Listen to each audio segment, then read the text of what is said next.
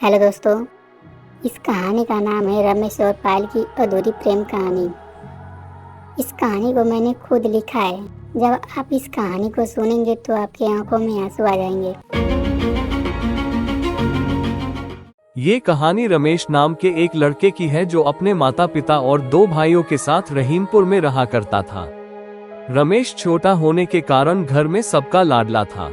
इसके दोनों भाइयों का शादी हो गया था।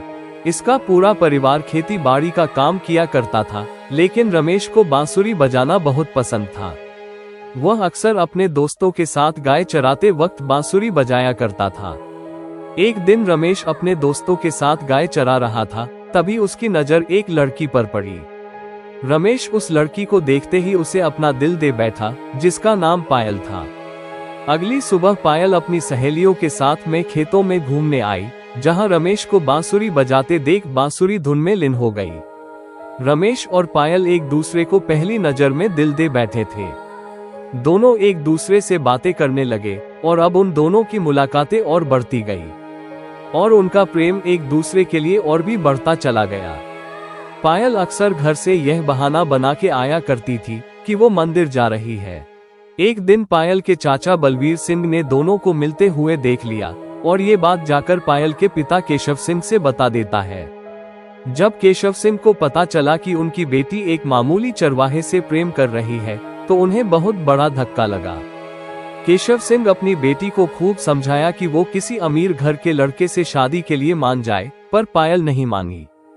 पायल के लिए रमेश किसी लाखों करोड़ों हीरो से कम नहीं था। वह रमेश के लिए कुछ भी कर सकती थी। केशव सिंह अपनी बेटी पायल के पागलपन से लाचार होकर शादी के लिए मान जाते हैं, लेकिन उन्होंने एक शर्त रखी। पायल के पिता ने रमेश को बुलाया और पूरे परिवार के सामने उससे कहा, मैंने अपनी बेटी को बहुत ही नाजों से पाला है, लेकिन न जाने कैसे वो तुम्हारे प्रेम में पड़ गई। मैं अपनी बेटी के आगे मजबूर हूँ, पर तुम्हें ये साबित करना होगा कि तुम उसके काबिल हो। अगर तुम 1 महीने में 1 लाख रुपए कमा के मेरे हाथ में रख दिया तो मैं अपनी बेटी का हाथ तुम्हारे हाथ में रख दूंगा। अगर तुम ऐसा करने में सफल नहीं हुए तो मैं अपनी बेटी की शादी किसी अमीर घर के लड़के से कर दूंगा। रमेश पायल के पिता की शर्त मान लेता है और बोला, मैं आपकी बेटी से बहुत ज्यादा प्रेम करता हूँ। मैं पायल के लायक हूँ या नहीं, मैं ये साबित करके दिखाऊंगा। पायल का चाचा बलबीर सिंह भी इनकी बातें ध्यान से सुन रहा था और मन ही मन सोचा, भाई साहब को पता नहीं क्या हो गया है। अपनी बेटी की शादी एक चरवाहे से करने की सोच रहे हैं, लेकिन मैं ये कभी होने नहीं दूंगा। मैं भी देखता हूँ कि गांव का गवार 1 महीने में 1 लाख कैसे कमाता है। रमेश तो शर्त मान लेता है, मगर 1 महीने में 1 लाख कमाना किसी पहाड़ चढ़ने से कम नहीं था। रमेश को लगा कि वो गांव में रहकर पैसा नहीं कमा पाएगा, इसलिए वह शहर में चला जाता है। 15 दिन बीत जाता है, लेकिन उसे कोई काम नहीं मिला। वह निराश होकर सोचने लगा कि लग रहा है मेरी अब पायल से शादी नहीं हो पाएगी। रमेश ये सब सोच ही रहा था, तभी उसकी नजर एक पोस्टर पर पड़ी। उस पोस्टर पर बांसुरी प्रतियोगिता के बारे में लिखा था, जीतने वाले को 150,000 का इनाम था। ये पढ़कर रमेश खुश हो जाता है कि मैं तो इस काम में माहिर हूँ। अगले दिन वह प्रतियोगिता में नाम लिखवाने के लिए जाता है। ऑडिशन में उसे सेलेक्ट कर लिया जाता है और प्रतियोगिता भी शुरू हो जाती है। रमेश अपनी बांसुरी की धुन से सबका दिल जीत लेता है और प्रतियोगिता भी जीत जाता है। पर रमेश इस बात से अनजान था कि पायल का चाचा उस पे नजर गड़ाए बैठा है।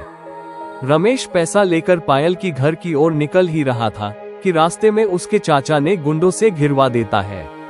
रमेश जैसे तैसे उन गुंडों से बचकर भाग जाता है और पायल के पिताजी के हाथ में पैसा दे देता है। उसके पिता खुश होकर शादी के लिए मान जाते हैं, लेकिन पायल का चाचा इनके विचार से खुश नहीं था। इसको लगता था कि अगर ये शादी हो जाएगी तो हमारी तो समाज में नाक कट जाएगी। ये सब सोचकर वो रमेश को मारने का तैयारी करने लगा। एक दिन बलबीर खाना लेकर रमेश के पास पहुंचा और बोला, पायल ने तुम्हारे लिए बड़े प्रेम से खीर बनाई है, लो चख के बताओ कैसा है। बलबीर खीर में जहर मिला दिया था। रमेश को इसके बारे में नहीं जानता था। रमेश ने जैसे ही खीर खाया, वही उसकी मृत्यु हो गई। पायल को इस बात का पता चला तो वो भी खीर खाकर अपना प्राण त्याग देती है। अपनी भतीजी को देखकर बलबीर सिंह को अपनी गलती का बहुत पछतावा होता है और वह अपने आप को पुलिस के हवाले कर देता है। रमेश और पायल की कहानी एक दुखदायक कहानी बन के रह गई। उन्होंने अपने प्रेम को पाने की बहुत कोशिश की, मगर बलबीर सिंह के शैतानी दिमाग के आगे टिक नहीं पाया और उनका प्रेम अधूरा रह गया।